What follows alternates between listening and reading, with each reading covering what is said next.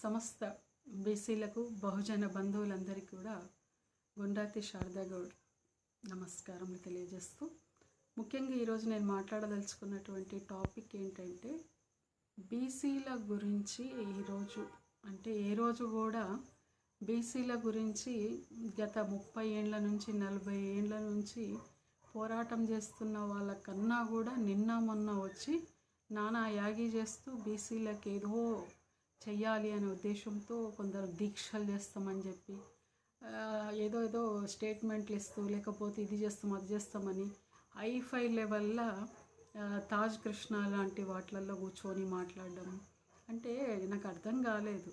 ఈరోజు 30 ఏళ్ళు అసలు విరామం లేకుండా పోరాటం చేసిన మందకృష్ణ మాదిగన్న ఎక్కడ చేసిండు? తాజ్ కృష్ణ, తాజ్ డక్కన్లో ఇంకెక్కడనో చేయలేదు. ఆయన ప్రజల మధ్యలో